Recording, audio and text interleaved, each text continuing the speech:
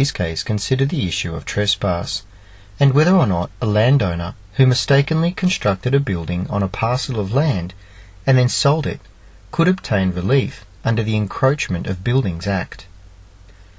In this case, a property owner constructed a building on their land, but later sold a parcel of the land. It turned out that the landowner had mistakenly constructed the building on the parcel of land that was sold, and so the new owner now was in possession of the building. The landowner that had constructed the building brought an action seeking relief from the court under the Encroachment of Buildings Act.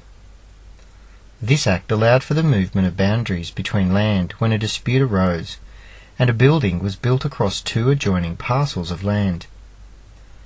The new owner of the land and the building, however, argued that this particular piece of legislation did not apply when a building stood wholly within the land, and that therefore there was no encroachment at all.